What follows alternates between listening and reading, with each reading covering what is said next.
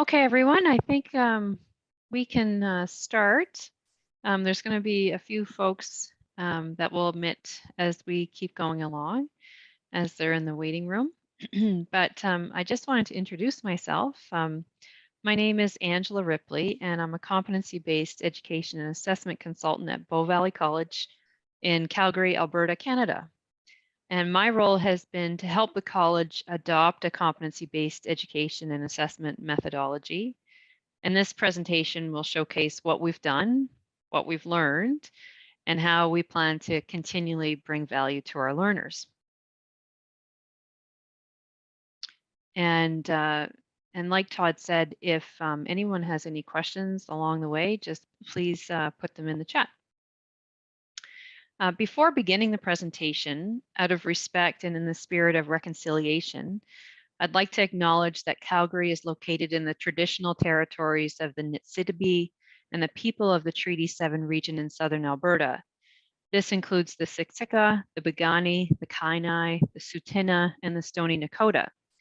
The city of Calgary is also home to the Métis Nation of Alberta, Region 3. Had this presentation not been virtual, it may have been located within the Fresno State campus, which sits in the midst of the Joaquin Valley, a valley rich in the traditions and representation of the Native American peoples and cultures. We would be in the traditional homelands of the Yokuts and Mono peoples, whose diverse tribal communities share stewardship over the land. We honor and thank all of the people connected to the land, whether that be in Alberta, California, or the many locations from all the participants. So this presentation is meant to be an hour long, and please feel free to ask any questions as we go. And for today, I'd like to give you an overview of our CBE philosophy at Bow Valley College, our development practices, lessons we've learned along the way, and improving our learner experience. So I want to tell you a little bit about Bow Valley College and where we are and how we're situated and who our learner population is. So for over 50 years, Bow Valley College, a public comprehensive community college, has provided a range of programming to Calgary and surrounding areas, including academic upgrading, English language training, and career programming in business, healthcare, information technology, and community and human services. Credit programming includes certificates, diplomas, post-diploma certificates, and post-baccalaureate certificates. Our college, located in the pretty Bow River Valley in Calgary, serves a population of roughly 17,500 learners. And we had approximately 8,700 new learners last year. So speaking about competency-based education, if we look at how we develop competency-based educations, we first must look at who we develop our competency-based education programs for. We develop all of our competency-based education programming with learners in mind so that our graduates will be able to meet the gap that exists within the industry, which has been identified by key external partnerships within the industry. This allows the many successful skilled workers who are looking for ways to adapt to the new economic landscape through targeted and efficient reskilling and upskilling opportunities that fit in with other commitments and obligations. So once we have an understanding of the identified need, we then need to look and work for external partners to develop the competencies required on the job. And in this manner, graduates will be able to reskill or upskill depending on where they are in their life. So I want to talk to you a little bit now about our competency-based education philosophy and what we define a competency as.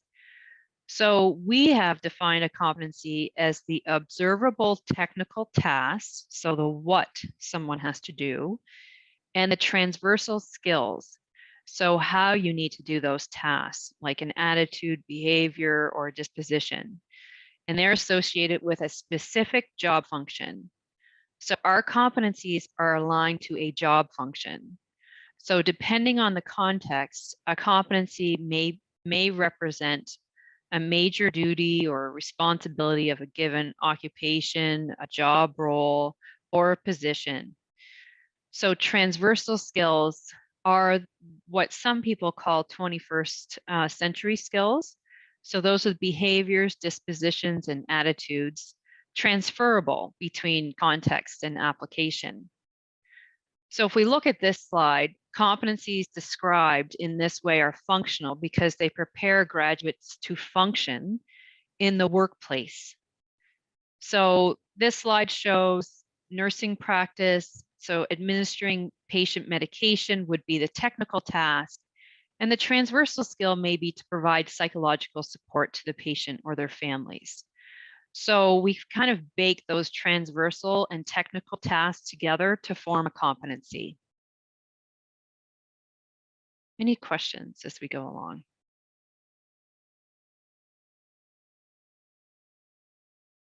Okay, I'll just keep moving on. So in order to develop competencies, a job task analysis is either completed in consultation with external partnerships, expert practitioners, or compiled from industry data, and then validated with more expert practitioners. This validation is critical as we want to ensure that the job task and the transversal skills are current, relevant, and what's needed in the role. So what you see on this slide is what we document and call a competency profile. So it provides the curriculum map and the blueprint to build training programs that prepare our learners to function in the workplace. So this is an example of one that we did with cloud computing, a post-diploma program. And on the left, you'll notice the competency, and then they're broken down into a series of job tasks. So things that somebody would have to actually do. So as Eric in the keynote alluded to, this application. So we have to have this demonstration. So they actually have to do something. So what is this application of knowledge that they have to do? So then these tasks are broken down into their steps and performance expectations. So as you can see, the job task analysis identifies the competencies, and the job tasks then become the learning outcomes. The steps of those tasks become the learning objectives. And then the criterion are the performance expectations. So at the very right of the column. So we use things that would be deemed critical in the occupation. So what makes someone competent, doing this? If we look at this one, the competency or the job function is implementing code. Well, how do they have to implement code? They have to fulfill stakeholder requirements. So then we talk about the steps of implementing code. And well, one, they have to develop a requirements document. And two, they have to develop a specifications document. And then what's the criteria and what are the critical actions in a requirements document? Clearly, we can't write down everything, but if we're going to use this as the basis of a learning pathway and an assessment, we want to make sure that we've hit on the critical skills that someone would have to demonstrate to be competent. So in this way, our competencies match performance management expectations that you would find in a workforce or in human resources to say, okay, if someone was going to be performance managed, what would you say they'd be performance managed on? Okay, well, they really couldn't do this. They either couldn't do it transversally, they couldn't show the behaviors, or they actually couldn't just do the task. A lot of tasks are learned on the job. It's the transversal skills that we're trying to get at. To make sure that someone has the transversal ability to transfer in between context and tasks.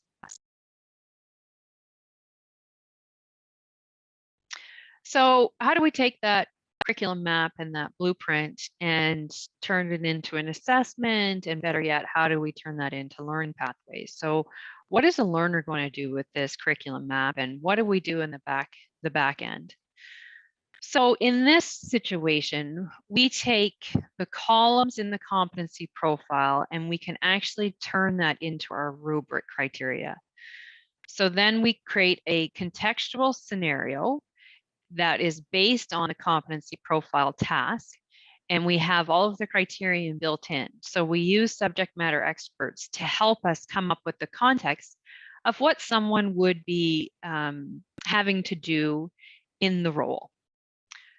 So learners have multiple attempts to undertake the competency assessment. So this competency assessment is performance-based. So it accurately measures student performance with respect to the stated competencies. And after each assessment attempt, learners receive detailed feedback on their performance. In this example, we took information from another competency profile that we had built. It was called Business Intelligence Analyst, to create an assessment rubric and then created this contextual scenario for the learner to actually visualize the workplace situation. So we might have details in there such as you work for X company, here's the team that you're a part of, here's the tasks you've been assigned by your supervisor, this is what the expectations are, here's the timelines, here's the criteria that you're working under. So we give all of that to them so they know exactly what they need to do. So then we give them requirements for submissions. So acceptable evidence. So what can you do to do this assessment? So they have creativity and flexibility in how, and we give them some parameters on this evidence submission. So then they work towards completing the assessment. So this assessment can be completed independently, or if it needs to be in collaboration with others, then it's completed that way. So it really does mimic whatever's happening in the real world in that job function.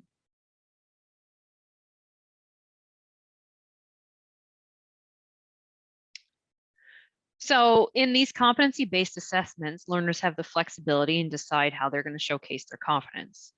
The evidence can take a number of forms, including observed performance or submission evidence that can be derived from a wide range of experiences, such as on the job or work integrated learning opportunities.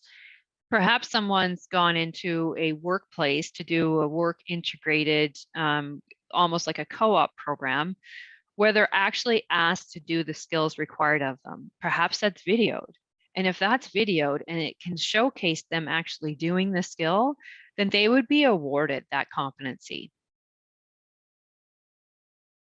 And Todd, I might just get you to add a couple people that I think are in the waiting room, if you don't mind. Thank you. Didn't see that. Yeah, no problem.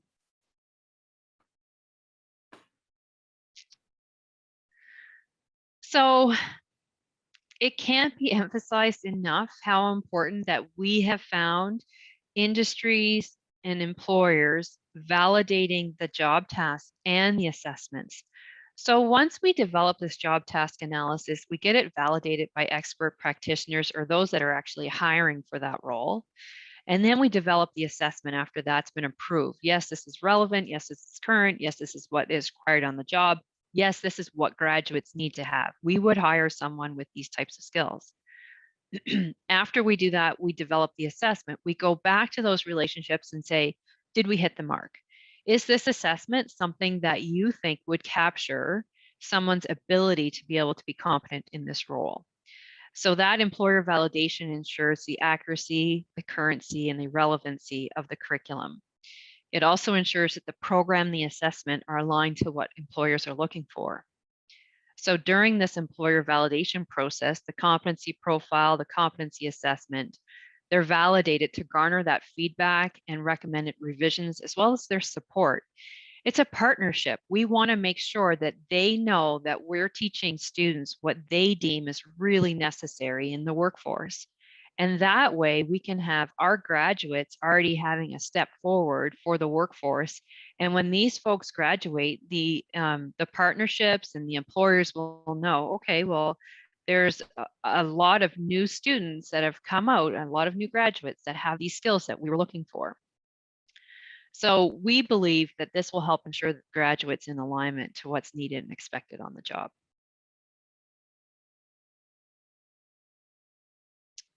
So how do we deliver this? We have landed on a model called assessment first. And in many places in the United States, I believe it's called direct assessment. We have different regulations in Canada that are different than the United States, but we're just going to tell you a little bit about how we view assessment first. So if I'm going to give you an example. So if we were to look at climbing for an assessment example, we first want to do a diagnostic. We want to first assess the climbing skills. So this would start with identifying the ability of the climber to, say, tie into their ropes effectively and then belay effectively. So we actually allow them to do it. Can you do this? This is what we're asking you to do. Can you go climb that wall? So it's a diagnostic of skills essentially. So they don't get penalized for any sort of skills that they might have coming into it. They don't have to sit and wait. They can show us, these are my skills right now, and this is where I need to go. So in this example, it would then lead to climbing and communicating with their partner. And in the whole grand scheme, this equates to having the learner showcase their skills first to identify where on the mountain of learning they are and where they need to go. So after the initial diagnostic, they receive a personalized learning plan. So I'm going to get into telling you about how we develop those personalized learning plans in a couple of slides. So if we're going to stick with the mountain theme of the Rocky Mountains in Calgary, this image equates to learning and development. So some learners are at the bottom of the mountain looking up, they're acquiring knowledge. While yet others are halfway up the mountain and working on practice simulation. You know, you can think of a nurse in a lab environment because that's where they are. While others are on the top of the mountain, perhaps working in the workplace, supervising others, or doing what's expected of them on the job. So where do they go from there?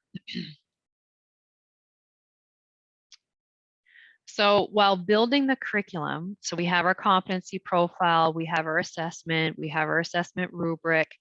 Now we're building the learning pathway. So how have we landed on personalized learning, and what do we do with this learning pathway? So the learning pathway allows for personalization and opportunities for deeper learning. We develop all of this before we offer the course. So we're going to get to the instructor methodology and the model in a minute, but essentially we're building all of this before we offer anything, which kind of alleviates the instructor from having to build a variety of different learning experiences for the students as they're trying to teach. So this learning pathway gives the instructor and gives the learner the opportunity to say, okay, here are some things to think about when you're trying to do this competency or this task. So the learning pathway includes all the relevant learning materials required to develop competence. So learners may work with other learners or mentors or instructors or subject matter experts and peers to expedite their development through both articulating and demonstrating competence. So our learning pathways have 3 tiers of development. So if we look at this example, we have the competency, which is perform occupational therapy interventions. The learning outcome is to handle and modify equipment for activities of daily living. The performance objective is demonstrate the correct handling and modification of equipment for activities of daily living in a clinical setting. So the very first thing that they have to do is they have to adjust a wheelchair or the seating. So then on the very second column is knowledge required.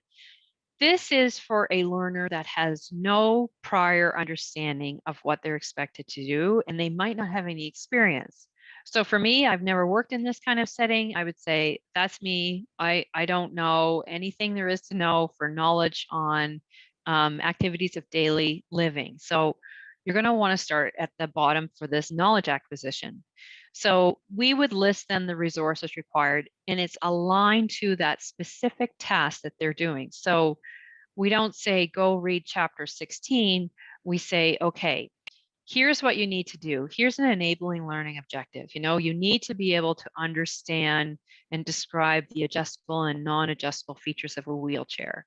So you're going to go here and you're going to read these 3 pages. You're going to watch this YouTube video, or you're going to go and you're going to watch this in the workplace, and you're going to have transfer of knowledge. So you're going to try to get to understand what it is they're supposed to do. So the next step is, once the student has a very good understanding, and they have an understanding of the knowledge, they've acquired that knowledge that they need to have in order to do the task, we're going to get them to practice. So this is low fidelity, so low risk. They're going to be practicing in simulated environment. You know, they might be doing it in a lab environment. They might be doing it in an area where other peers are coaching them, or an instructor is there, or subject matter experts helping them and giving them that rapid feedback. So our practice activities are like simulations. So they actually start to do the task in isolation. The third column is workplace skills development. So this is where the learners are actually either going to go into the workplace and try it. So it's a little bit higher fidelity so they can feel the stress. It's in the actual environment to what they're supposed to be doing.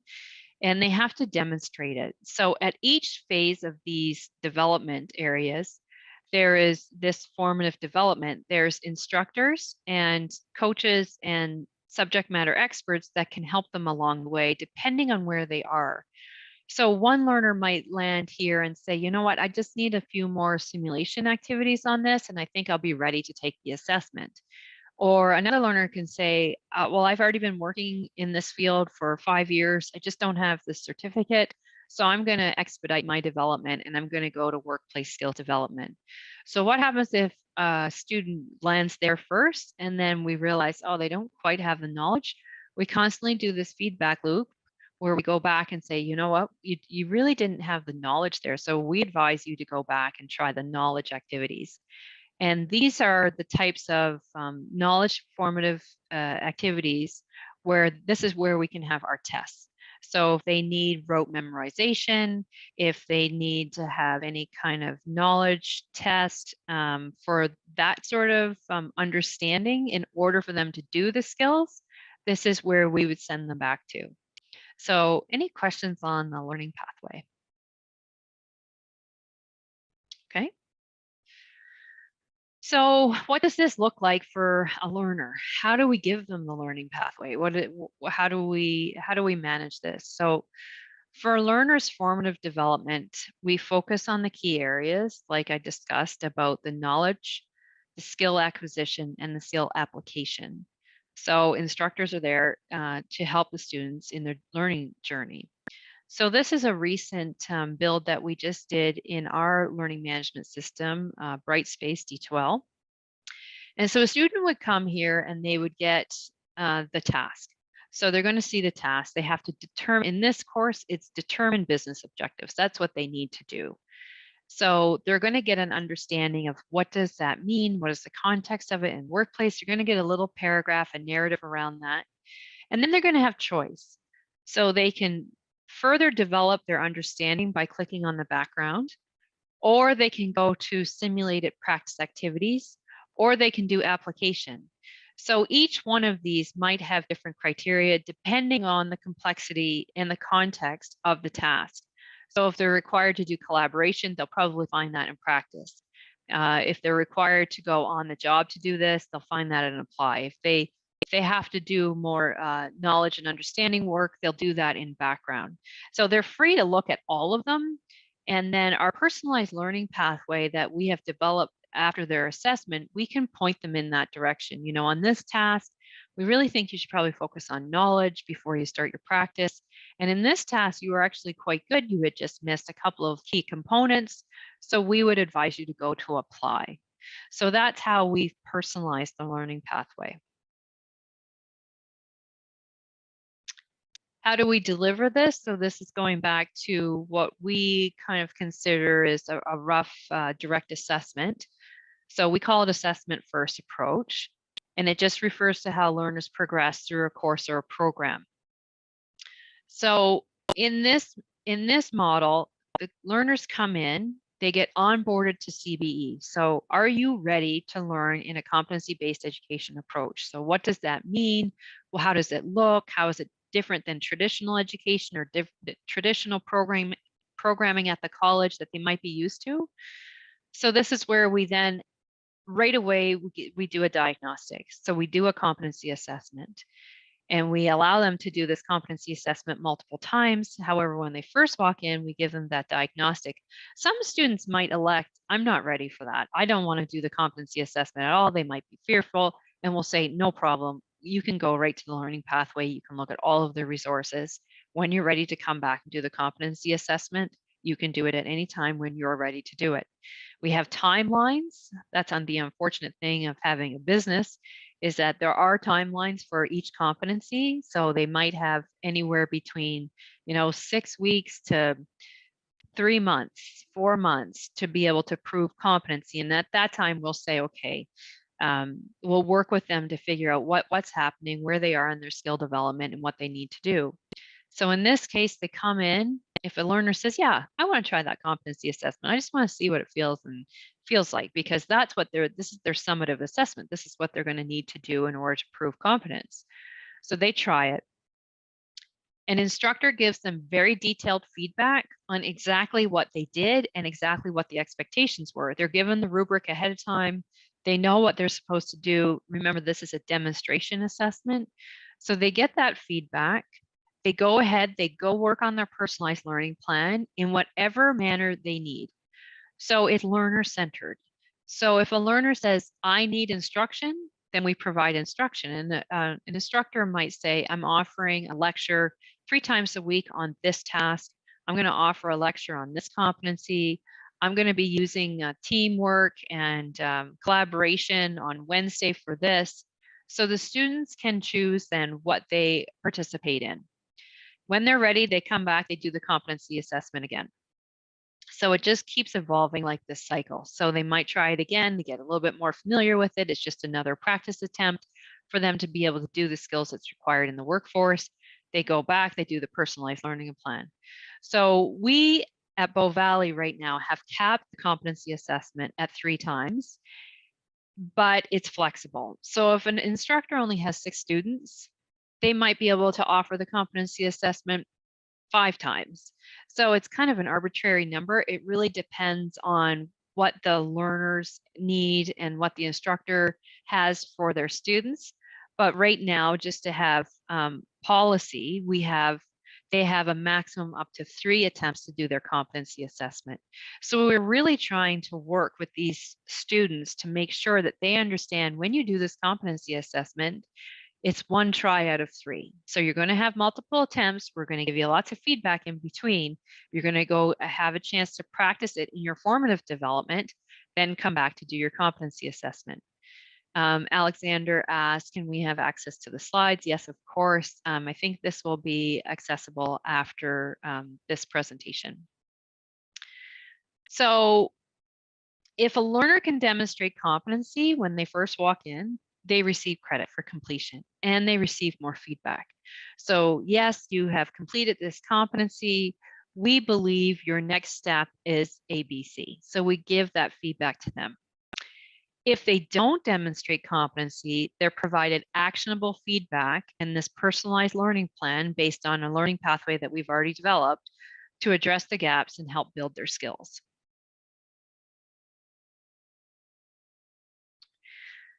So this slide looks a little overwhelming, so I'm going to talk you through it. So on the left, a traditional program, learners come into a set term, speed, and path. So they advance upon the terms and have a number of courses they have to complete each term. In a competency-based education program, a learner can come in and move through a series of competencies. And once they have achieved competency, they can move on to the next competency. So we've also started to develop micro-credentials within our programs, which equate to competencies. So 1 competency equals 1 micro-credential. 1 competency equals 1 job function. So it's a big area of responsibility you have to do in your job role. So in a typical program, in a traditional program, the learner is based on terms. And if they leave, say on term 2, they don't leave with anything because they leave with the knowledge and the course activities, but they don't leave with an actual certificate. In a competency-based education program, we have these built micro-credentials. So on the non-credit side, they can take this micro-credential, but if they want to take the program, it might be a series of 3 or 4 micro-credentials put together that form a program. So say they decide to leave at the end of micro-credential or competency 2, they would then have received 2 micro-credentials for this program. So it's an accessible demonstrated skill that is based in a job function. So not all is lost if they leave the program. And this is a testable, and it's a digital credential that they can then showcase, and they can apply for opportunities with these assessed skills, knowing that employers have helped to build these micro credentials with this job task analysis. So they can still receive a credential that's relevant to the workplace. Can you remind us how a student determines the traditional versus CBE? Are you offering parallel programs, and how do you memorialize micro-credentials? Okay, good question. So yes, we do offer parallel programs. So currently right now we have a series of credit programs, non-CBE. We have CBE programs, and we have micro-credentials. A micro-credential at Bow Valley College is competency-based. That is one of our I guess our philosophy around competency-based education. These digital credentials, they will be competency-based. What do you mean by your second question?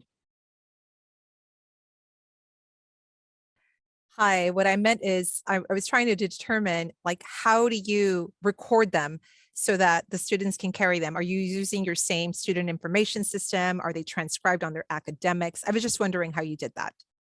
Yeah, so they're the same credentials that we would offer in traditional side. So essentially, they're cataloged the exact same way. So when they enroll into a micro credential, or they enroll into a course, or they enroll into a program. So at the end of the day, they are just awarded that credential. So this time they're getting a micro credential, or they get a course, or they get a program. Does that answer your question? Yes, so they're still, so they would be on the same academic transcript or the same student transcript. Yes. Yes, thank you. Yep, no problem. Okay. Any other questions before we move on to all of the big lessons that we've learned along the way? Okay. So my favorite part, the lessons learned, because there's been a lot of them. If we think about it, lessons learned are like climbing a staircase with the goal to get to the top. And if we think of the lessons under each stair and not cringe at them, when we first start to go up, we have a few ideas and experiences under that first stair. And then we take those to the second stair. So we're modifying, adapting, changing, we keep moving, and we take those experiences, modifications as we move up. However, it is important to remember where you came from, and to have the organizational memory to say, oh yes, I remember when we tried that. And this was the impact, the outcome, the disaster, and even failures under those stairs are okay. So they're bound to happen when trying something new. It's important to recognize, remember, and modify, but just keep moving forward with those lessons. Lessons aren't necessarily negative. Keep trying, keep putting the work in, keep doing the repetitions. So we want to talk to you right now, or I want to talk to you right now about a few of our lessons that we've had the chance to experience in our CBE journey.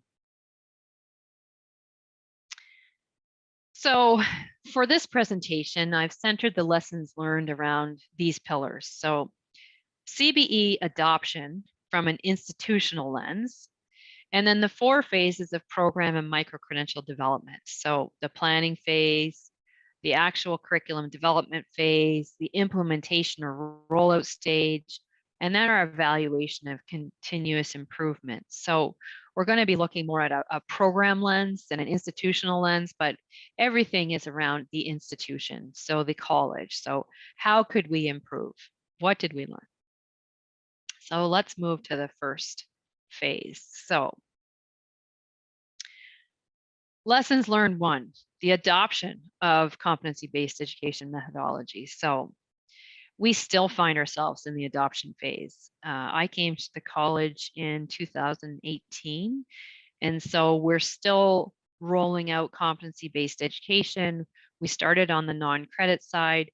We moved to micro-credentials. We moved to credit programming. We did it all at once. And so one of the biggest lessons learned, which I've heard in other presentations, is the importance of having a change management approach. So one that is participatory, inclusive, and restorative.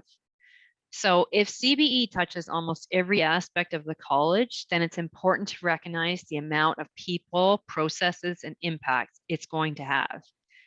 And so one of the major lessons that I learned were my own assumptions. When I came to the college, I had assumed everyone was up to speed on competency-based education and that they were ready for the change and they were excited and they were enthusiastic and they had that drive and passion that I did. And so I quickly learned that that wasn't necessarily the case. Oftentimes, it wasn't the fact that people were adamant against CBE, but they just were not aware of what that change meant to their own role. And oftentimes, there were many misconceptions, myths, and misperceptions of what CBE was and what it was not. So, for example, I remember in one realm, we were up against statements that competency-based education meant that we were moving fully online. And it was not going to meet international students or regulatory seat requirements. And it was an additional add-on to traditional delivery. And it was just going to be way too much for instructors to take on. So to address some of these misconceptions and misperceptions, we tried to develop CBE working committees to discuss all the upcoming changes and the processes and decisions of impact. We tried to make this inclusive and so folks felt like they had a voice. So we tried to slow things down to say, okay, we're just going to stop development on CBE right now, and we're just going to make sure that everyone understands where we are and why we're moving towards this change. So we actually invited the executive to come in and speak to these sorts of different changes that were coming on. And our executive was really behind CBE, and they had made several change management videos for us on why we're adopting this sort of change. So the committee was inclusive in nature and had wide representation across the college, from learning experts, the registrar, IT leaders, and student support services, just to name a few. We hosted lunch and learns, internal and external marketing campaigns, information sessions, announcements, communication, and calls to action. It was realized that because of the breadth of CBE, that it was not going to be done by one person or one small team. So we learned that in order for it to be successful, it was going to have to first be accepted and then adopted to move forward. We also had to make sure that our college had gone through a lot of changes in the last, I'd say, 4 years. So we wanted to make sure that people were actually willing to participate because they were ready for this change. So another key lesson is looking to others for lessons learned on their own CBE journey. So in this slide, I've just taken a couple of images from the CBEN website. If you don't know about CBEN, they are a host of resources. They offer free huddles each month. They're very good. They're a very friendly bunch, and they have a lot of quality matrix. They have readiness guides. They have storytelling kits. So they have been there before, and now their role is to try to help institutions to be ready for CBE and to help them through that change. So you can find a host of pre-made tools and experiences from others. So I think the key is to just be curious and find out what else is out there. So these user guides exist, and going to conferences and hearing other lessons learned certainly helped me, because then we could say, okay, we're on the right path. There's just a couple of bumps along the way, but this is what we're learning as we go. So that pretty much summarized our adoption. We're still in adoption. We're still learning lessons on how to do it better and how to gain widespread acceptance. So the planning phase. So I'll tell you a little bit about our planning phase. So at Bow Valley College, our planning phase is about coming up with the concept. So what's the proof of concept? What's the idea? Where did it come from? Did you identify a market analysis need? Do you see like this program we really need to offer, and why? So this planning phase is critical. So it's coming up with the idea, coming up with the research that validates that idea. It has to be driven by the industry or, say, an employer. It can be a custom build for a business, or it could be a relevant need that learners are looking for. So this planning phase, I think, is the most critical of all of the phases in utilizing a competency-based education approach, because we have found if you get this one wrong, you're going to spend a lot of time spinning wheels. So when thinking to develop a CBE course micro-credential program, we first had to figure out, is there a need? So find the demand. What do our industry relationships and program advisory committees tell us? What are skilled professionals needing to upskill or reskill? The second thing is establishing a project team with the correct members. So the importance that it has the expertise. So we're looking here for expert practitioners, subject matter experts, learning and CBE staff, and leaders.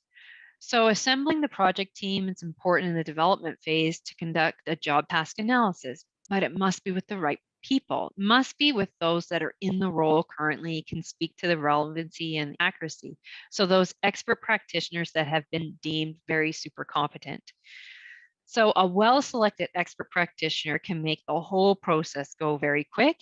A poor one can hold up the project significantly, and it can cause it to actually fail. So thinking of this deliverable in the end, what do you want the learners to do? What do you want your graduates to be able to do and be confident in? And this is importance of program and micro-credential selection. So at Bow Valley, we look for clear job functions and look for those working in those areas that can help us build a competent program.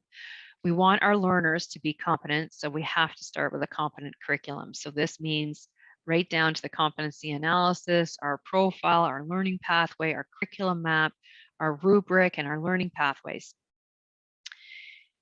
We want it to be relevant, current, and accurate.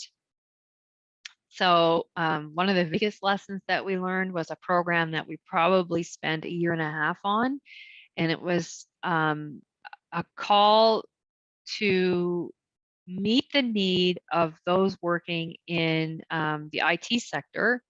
However, I think a market analysis, a deeper market analysis on what the learners really needed to dive in for, we had not reflected that in a job function.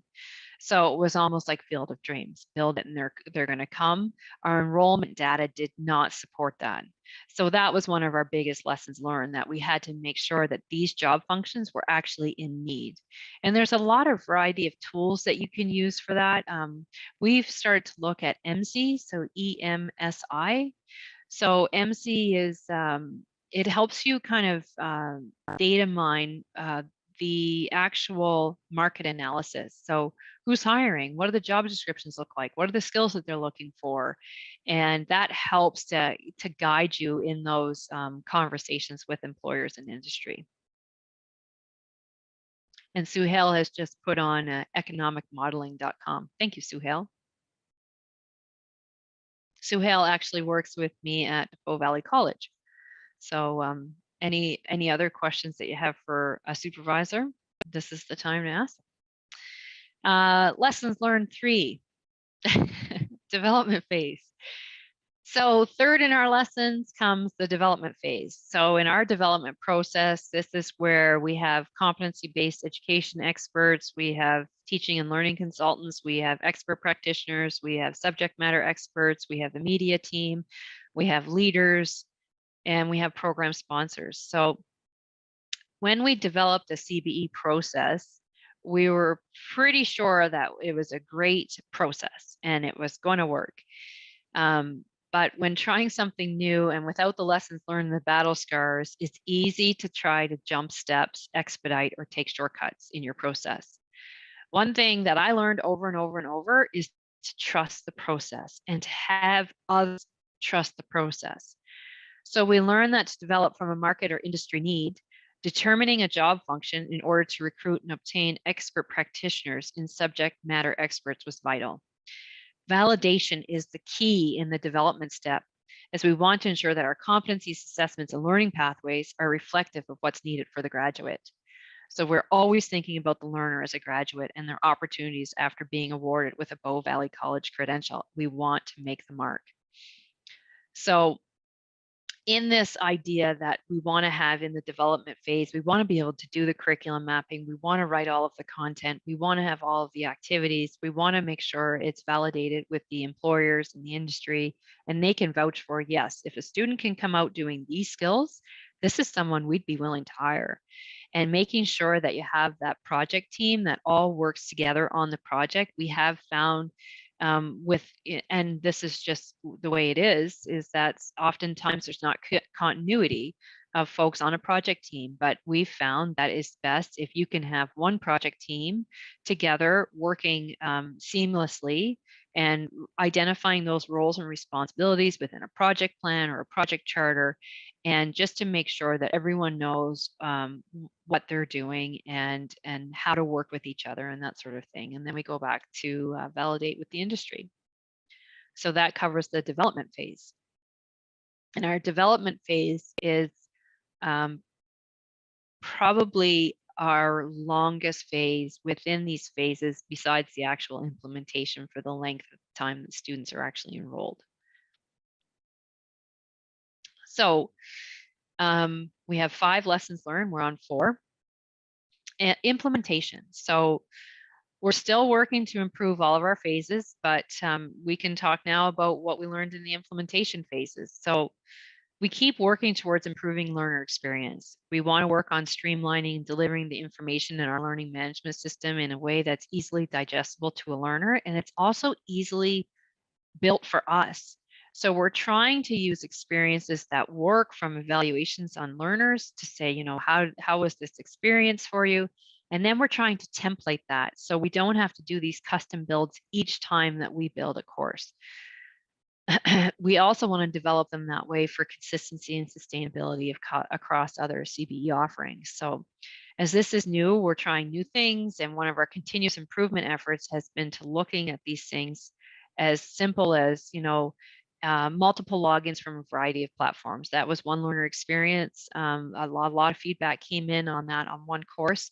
We had partnered with a technology company, and so the learners had to log into our system, and they had to log into the technology system, and then they logged into our learning management system, and it was a little bit too cumbersome, and the learners just found that. So if you're losing your learners in the beginning with their experience being poor, it's probably not going to be satisfactory, and they're probably going to be frustrated from the beginning. So, you know, it seems simple, but it's the little things that count, and making sure that their experience is as seamless as possible.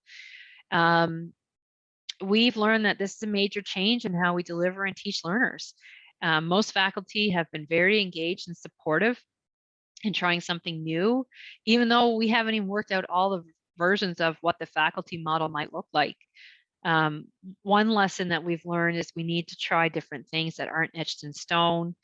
For example, we were currently utilizing an assessment first delivery model, and this may or may not work for all learners. So we're trying to be as adaptable as possible to meet varied learner needs.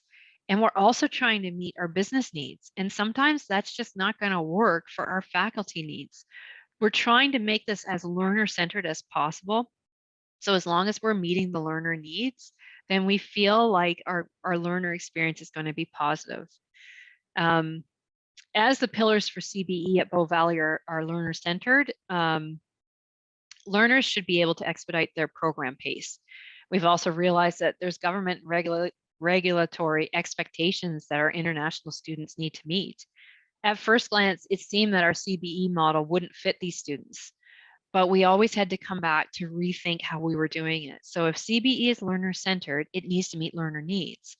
If a learner needs to have seat time to meet the expectation of their program, then we're going to revise our approach and deliver it to meet that need. So this meant that we had to rethink some aspects of the delivery model to allow for those government definitions of face-to-face learning and the requirements that international learners had to have over 50% of their course load face-to-face in order to meet eligible post-graduation work permits. So even though we're still adopting, I think we're always going to be in the adoption of the CBE model and methodology. I don't think it ever really stops. It's not like, oh, we're done now, we'll roll this out. I think we always have to continually evolve and improve what we're doing to make sure it's fitting the needs of learners. And our fifth major lesson was on continuous improvement. So this is something we're continually doing in all of our CBE phases and development approaches, but we have learned a few things along the way. So defining and determining what quality looks like has been instrumental in ensuring that we offer a consistent approach in our planning, development, implementation phases. So creating tools and guides to help staff and learners has definitely been a lesson learned. From marketing videos on what CBE is to glossary guidebooks and templates and process flow charts and continual consultative efforts have helped members in the college to learn, accept, and hopefully adopt a CBE methodology. So we started small, first in continuing education space, and now we're moving towards developing CBE credit program. And for sustainability practices, we needed to have processes that were well-defined, accepted, and improved to gain mass support. And these processes are also fluid. We're constantly changing them. When we learn, we continually modify to improve. So essentially, that wraps up a lot of words. This concludes the part of the presentation, and if you'd like to turn your cameras on and have an informal discussion or ask any questions, feel free to do so. Questions, comments?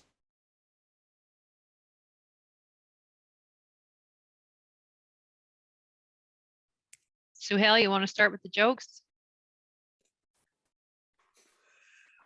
No, I think this is great. I think, Angela, knowing what you know, and we always have conversations, but I think, like, what do you think what's the biggest mistake you think we made as a college in the way we try to implement CBE, or the way we've done CBE or not done CBE?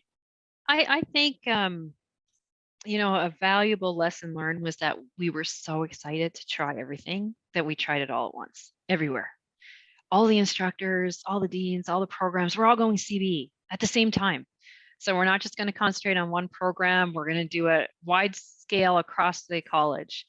So I think that might have been probably our biggest error. And we're just very fortunate to have an executive that said, okay, if we need to slow down to speed up, we're going to do that. So concentrate your efforts on what you need to do to learn the lessons that you need to learn in order for this to go wider. Hi, I had a question. For sure. So can you talk a little bit? I know you mentioned it in one of your lessons learned, but specifically the scale. So how many programs do you have currently that would be CBE? So right now we have, correct me if I'm wrong, Suhail, but I think we have 2 programs, but we have several micro-credentials that are CBE. Okay. And then the second question I had was, as you were, I wanted to learn more about your college. So as I went to the website, I was wondering, how do you market this option to students? Like from the student experience, I get what you got from the student user experience, but like for students to know that this option is available, when they're not yet enrolled, or I'm just wondering if you can speak a little bit to that. That's a really good question. That's something that we just did in the last 6 months, actually. So now when we offer a CBE program, we market that in our selection.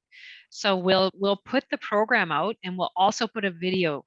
This is CBE. This is why you might want to take it. These are the advantages of CBE. You can also do it traditional, and here are some advantages for traditional. So we give them that choice when we advertise for the program. So we do it as a marketing package within the program. And we also have an external facing website that talks a little bit about CBE. Of course, we're always updating and evolving, and we're trying to make that a little bit more comprehensive. We did hire a marketing company to do a holistic, larger scale, high level competency-based education video. So that was one of the lessons learned, that I don't think people really understand what CBE is, and where that gap is. I think people will kind of fill in their own story. So we have kind of started to go full gung whole on marketing. And then my final question related somewhat to that is, can you speak about the type of learner that's really kind of gravitating to this? And I'm making an assumption considering your website and some of the things you talked about. I imagine if you are an immigrant who had taken a lot of studies, is this something that they're like what type of learner and what's the difference in terms of who you're getting in the CBE programs versus the traditional? Yeah, and a lot of our learners in some of our IT programs are international. So we have a lot of international students. And for those students that have that prior learning or prior skills and they're coming to Canada because they need to have the certification or they want to move here with their families, we're finding that learner, and especially learners that already have employment somewhere else, this is really fitting in well for their schedule. It's really fitting in well for the adult learner that has already had job experience and skill exposure. Thank you. You're welcome.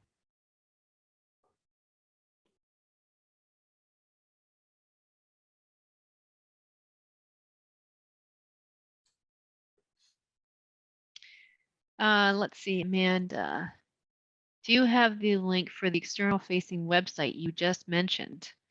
Suhail, do you have that handy by chance? I could probably pull it up too, but Suhail can put it in the chat. Sorry, the just want to confirm the link to just our website or the competency-based education part of the website. Maybe I'll just put them both in there. Yeah, I was sure. the one that you had said on your college. I mentioned that I'm simultaneously sending all this information to my colleagues and we're brainstorming what to do at our. So I'd love to be able to have that link. And Suhail, do you have the video link as well? Yeah, let me Okay, get that for you. we'll put that in the chat too. It's always helpful when you have a colleague on the call that you can call on in these presentations. You know, I knew I would regret coming and supporting. Okay, so I put the Bow Valley College.ca link, and I'll find the other link and I'll post that up. Post that.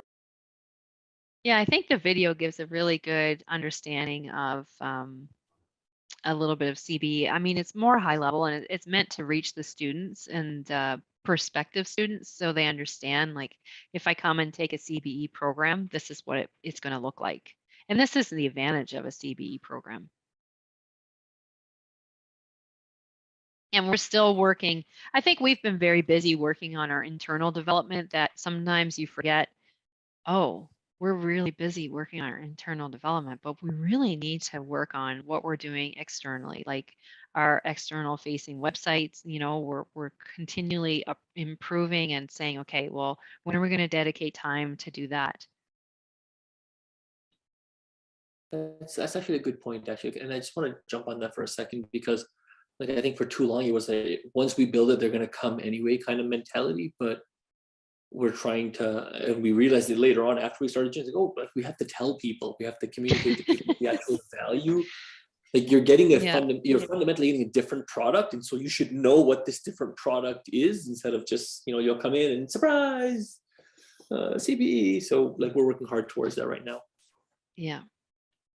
Well, we're at the end of our time, everybody.